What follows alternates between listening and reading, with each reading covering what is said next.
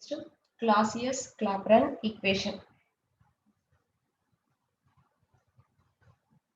Clausius-Clapeyron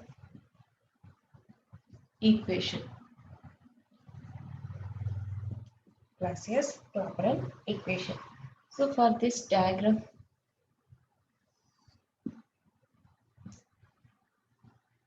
pressure on y-axis, volume on x-axis,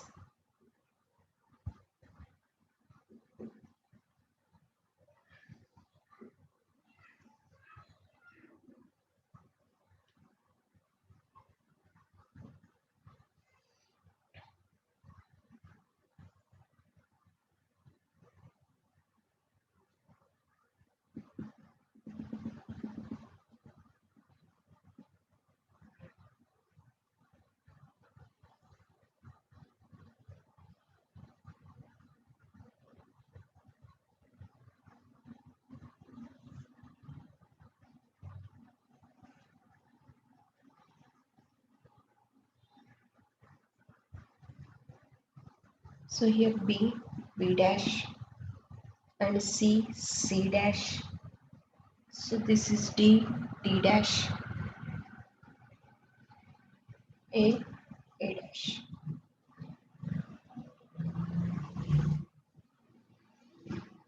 Q1,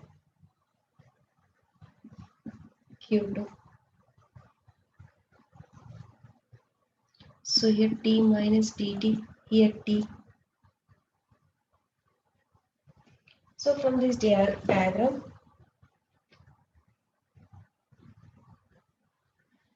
so here A, B, C, D, A, B, C, D, A, B, C, D is the isotherm of a working substance at temperature T. So A, B, C, D is a isotherm of a working substance at temperature T. So similarly here A dash, B dash, C dash and D dash. A dash, B dash, C dash and D dash is the isotherm at temperature T minus dt. T minus dt. So to complete the Carnot cycle, we have drawn two adiabatics B and B, E and CF. CF. Okay. At B and E. At B and E.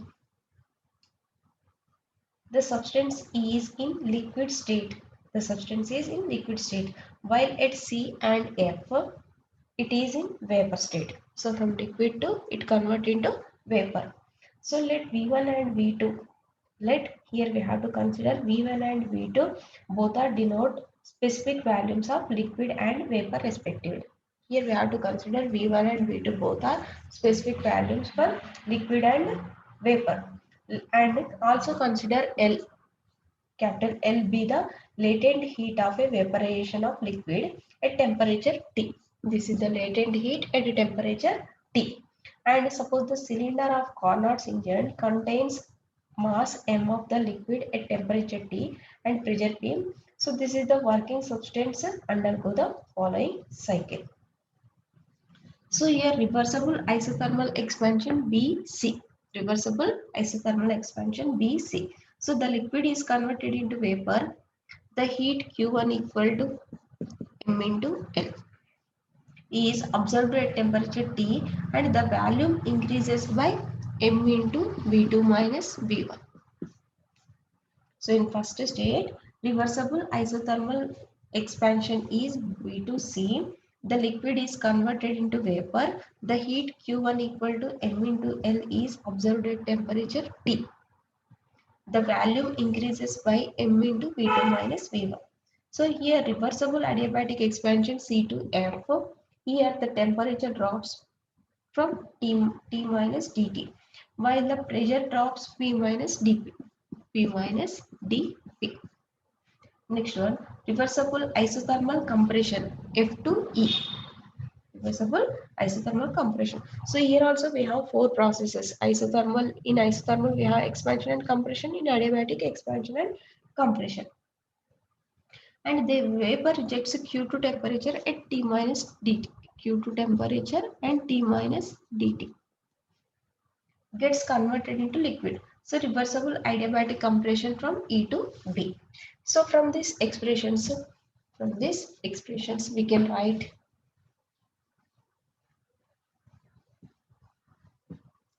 So from these expressions we can write work done in above cycle equal to area enclosed. That means B2C into dP. Change in pressure.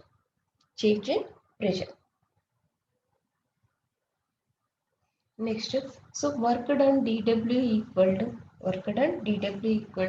m into V2 minus V1 m into V2 minus V1 into dP into dP.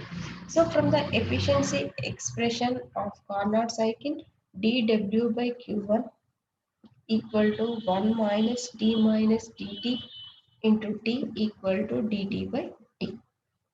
So here dW by m into L equal to, we can write dt by T. So here what is the dW value work done m into V2 minus V1 into dP by m into L equal to dt by T. So here dP by dt equal to L by T into V2 minus V1. So this is known as Clausius-Clapeyron equation.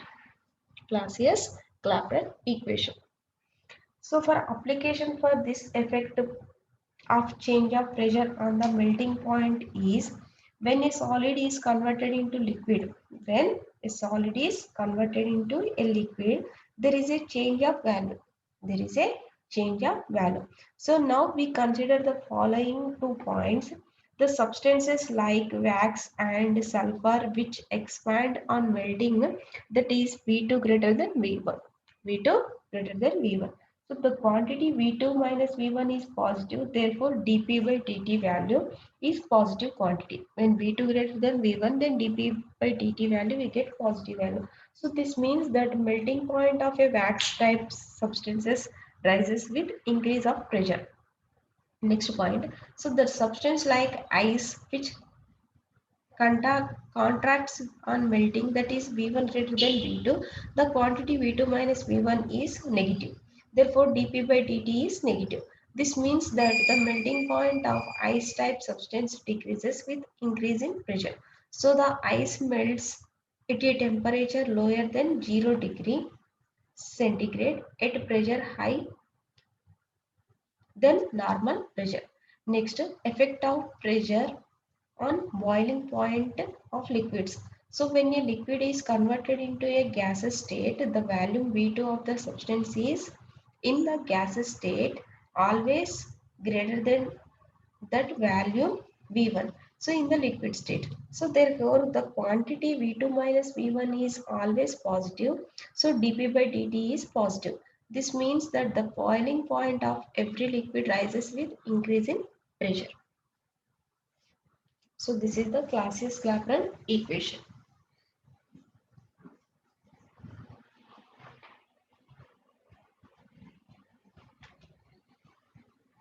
Next, ratio of specific heats. Ratio of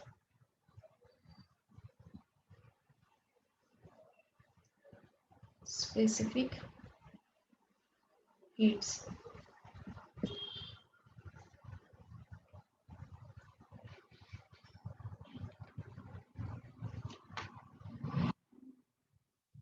So we have two specific heats, specific heat at constant pressure and specific heat at constant value. So the specific heat of a substance is essentially the amount of heat required to rise the temperature of unit mass of the substance through 1 degree centigrade. So I will repeat again more. The specific heat of a substance is essentially the amount of heat required to raise the temperature of unit mass of the substance through 1 degree centigrade. So in case of solids and liquids, the change of volume and hence the external work done during the change of temperature is negligible, small, and hence there is only one specific heat in case of solids and liquids. So we know that gases suffer big changes of pressure and value. In solids and liquids we have only one specific heat, but in gases we have we know that the gases suffer big changes of pressure and value. So due to that reason, during the change of temperature, thus it important to state the condition under which the heat is supplied. So in case of gases, generally heat is supplied under the following two conditions. So first one is at a constant value,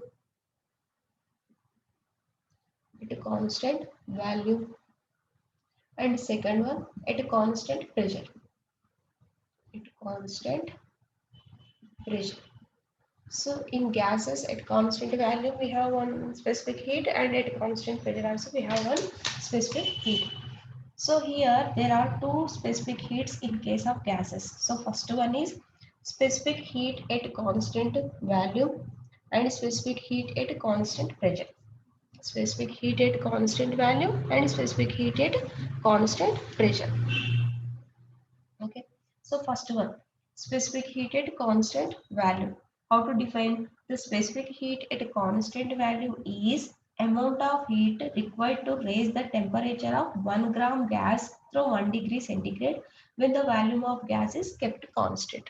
That is the definition of C suffix V. So what is the definition of C suffix V? C suffix V means specific heat at a constant value. Specific heat at a constant value. So the specific heat at a constant value is the amount of heat required to raise the temperature of 1 gram gas through 1 degree centigrade when the volume of gas is kept constant. Next, specific heat at a constant pressure. How to define this definition?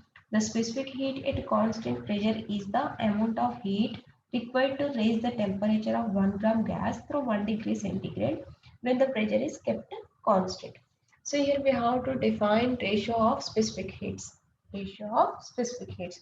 So the ratio of specific heats is equal to C suffix P by C suffix V equal to, we have to put gamma with using Maxwell equations.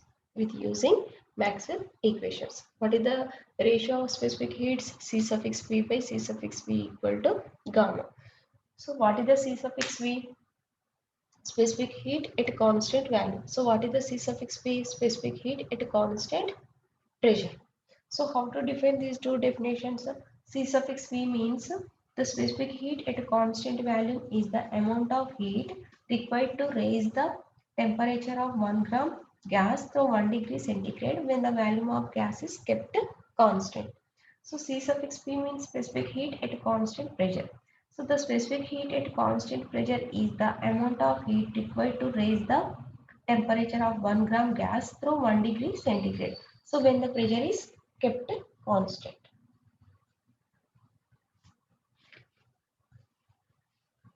So here we have to define specific heat. So for that, the coefficient of volume elasticity, capital E equal to volume elasticity. So stress by volume strain.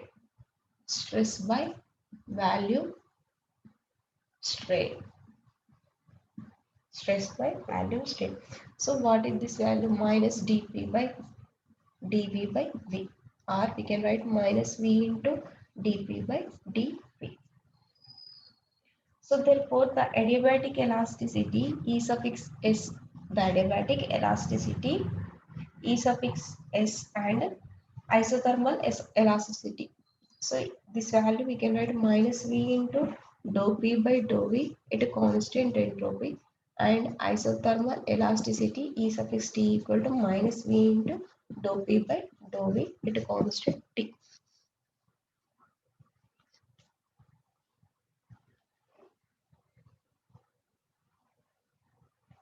So first capital E, stress by volume strain, that value equal to minus dP by dV by dV. From that equation we have to write minus V into dP by dV.